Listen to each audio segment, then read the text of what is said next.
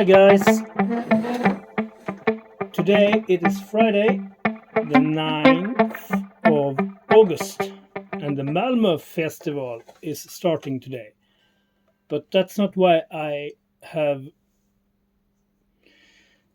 put this little video out. It is about making improvements, and I had a visitor from California yesterday, Larry. He knew Frank Ford. Frank Ford, this legend who started frets.com, made different tools and what else? Probably a whole lot more that I don't know. Anyway, we were talking about improvements, and I just wanted to show you one of my improvements. It is a setup for setting the intonation, and I use this Polytune by TC Electronic because it's fast and very field orientated tuner, and also like I said, it's fast, but it is sometimes you are in a question of how correct is the intonation. I mean, it works very well, but at the same time you sometimes need something more accurate, not for tuning the guitar but for checking the actual intonation. It depends on if the note is drifting. Is it going up? Is it going down? Is it flat, high, or just, correct? So I thought of this to just hook up two tuners when setting the intonation, and I can't run them simultaneously because it's a bypass pedal, but I can work with them one at a time. So I can see now that the Polytune is connected. So I'm just going to check the intonation. Here is the open E, fretted E, it says green, green. So let's check the Peterson. It's this Strobo Flip. They don't make it anymore, but it's a convenient size to have on your bench. And it's pitched to equal temperament, which I use most of the time. So, same thing. Open E goes a little bit high on this, and then the octave.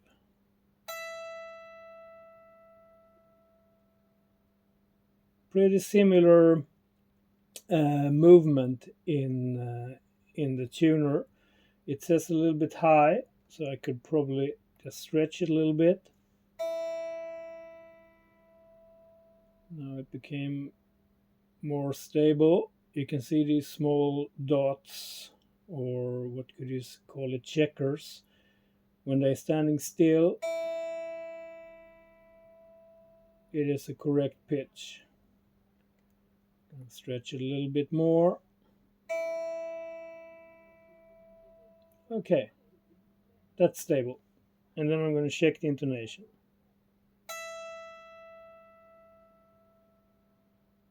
Sounds the same, one octave higher. Yeah, so let's move on to the B. I'm going to go to my Polytune. These are, of course, new strings mounted yesterday, so there is still a little bit of a movement in them, but that's always something that happens to a string, I guess. So we have a true B here. Intonation sounds correct, looks correct. let's switch over to the Peterson.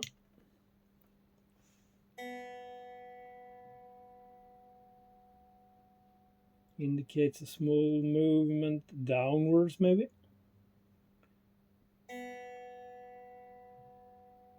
And now we are talking about a small.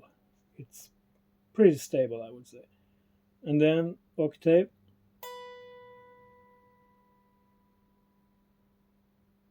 And of course, you have to judge by the note itself, how true your ear finds the note, but also checking on the tuner.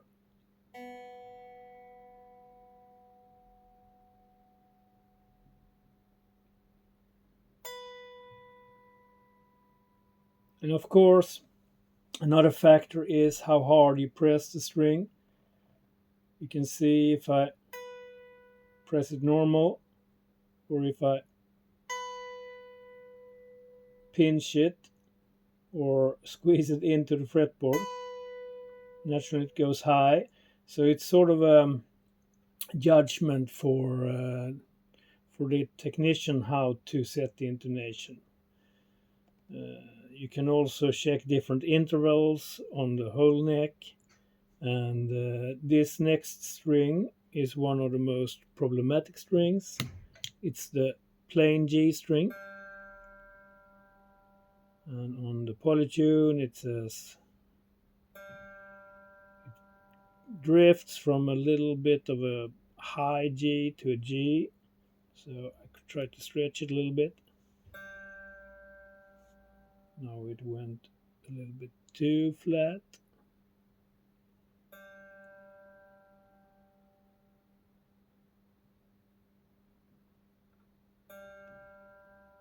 I really felt the movement in the tuner there. That's too high.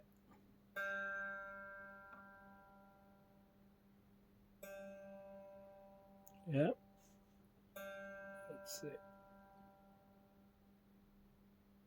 It stays on green and then sinks a little bit. I would say that's fairly accurate. And now checking the intonation.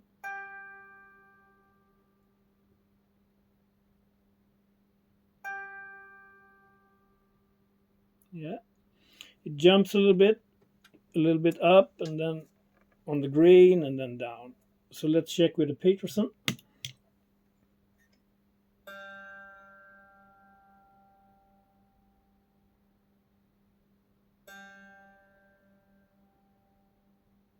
Flickers a little bit. Down. Let's see.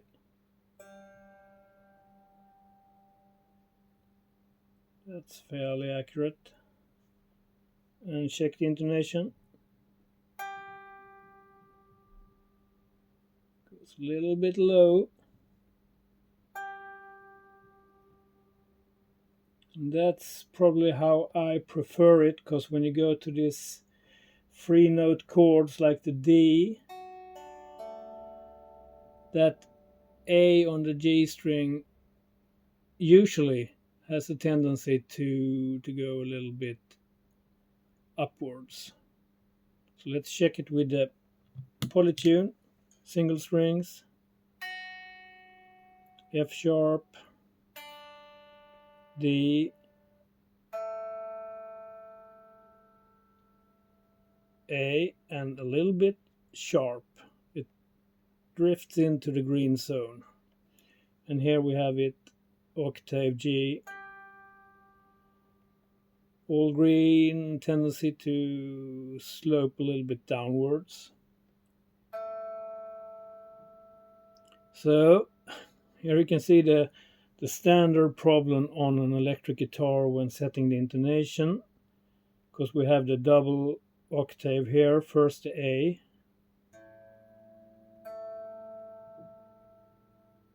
probably should also tune these three bass strings first, D, A, E. Yeah, fairly accurate.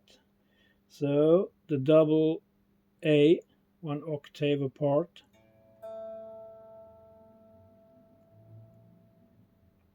It's nothing that jumps at you, but you know that this A has the tendency to go a little bit high. And then we have the D, the double D, loose D string. That's more true. Or what do you say? And the A. It's acceptable, but if this guitar was to be played in an orchestra, I think a lot of the other musicians would have a point on the intonation on this A on the G string, together with another reference note.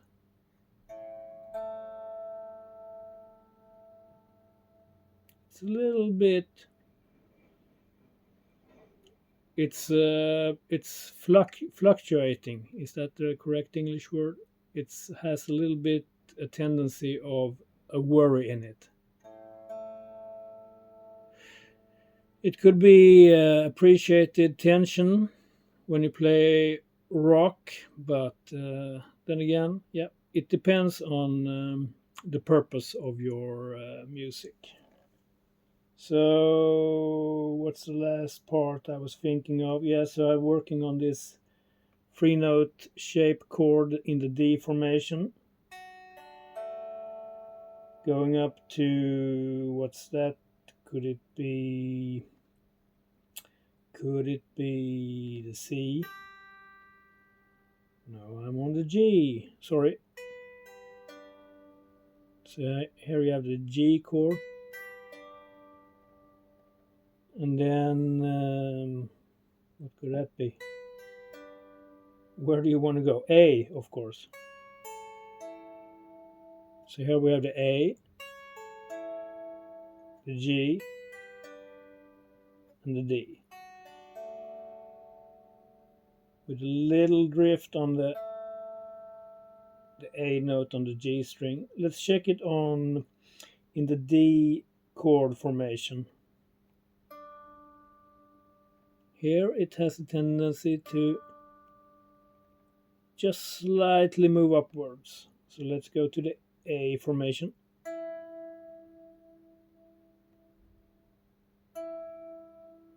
Here it's stable. Here the intonation for the G string comes into this tendency of going down. Is also, smitten into this position.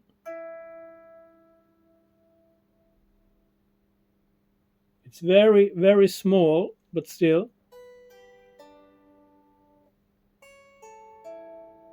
And then one octave up, the D, sorry.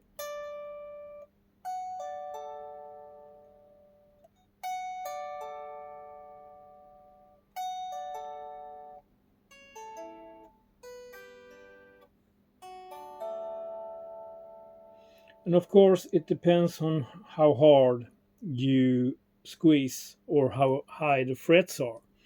So that's a totally different discussion when it comes to frets and the intonation. Anyway, if you go up to the G formation of the chord, you have an octave there as well. The G on the low E string. So now the G, of course, is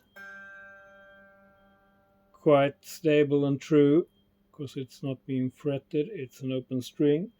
So we should check the last three strings as well, especially this low E. It's actually tuned a little bit high, so maybe we should stretch it a little bit. Going up to the E, here it is, true E, and then octave. It stays very short on the reading, and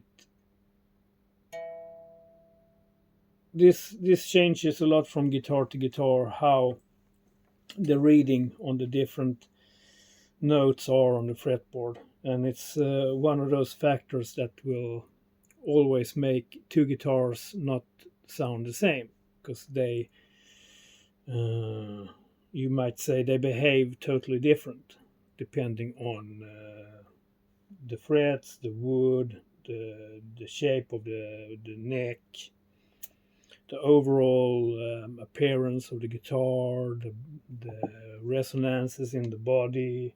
Yeah, everything affects a guitar's tone in some increments. So, yeah, that's just about it. That's what I wanted to talk about, improvements and how I do when I set the intonation. You could also naturally work with octaves like this. That's a double E. And when you go up here to the B, it usually goes in two directions. Not so much here. So I probably did a pretty decent job on setting the intonation.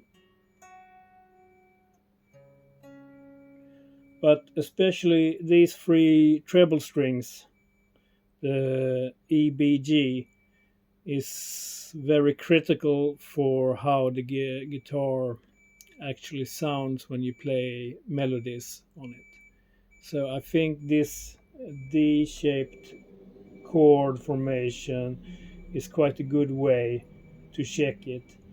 And also one last thing, this standard way of learning how to tune a guitar, to use this shape, checking the strings.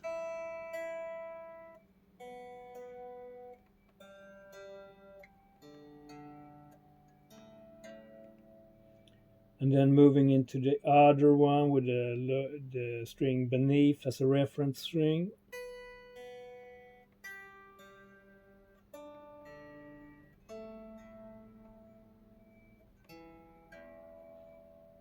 And finally, you take this formation like here where I started, and you go up a full octave.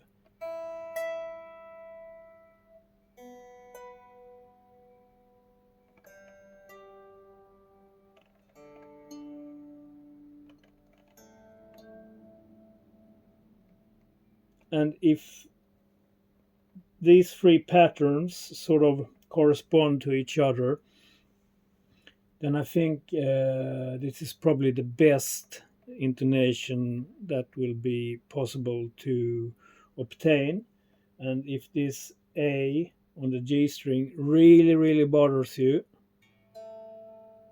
I think there is no other good option to address the problem, but perhaps to make a compensation on the nut, like making this string probably a little bit shorter, the G string.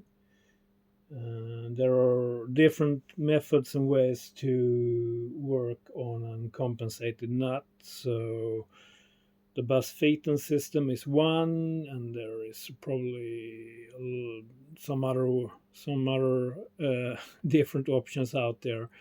You have also the true temperament system, where all the frets have a different shape, and you actually do the compensation on the distance between the frets. So yeah, that's just about it. It went into a far longer little video that I first had planned, but that's the thing. When you work with guitars and talk about guitars, you often drift into connecting areas. Okay, I haven't posted on my YouTube channel for a while, but I think this is one of my contributions to the channel. Thanks for watching, and if you like what you see, come back.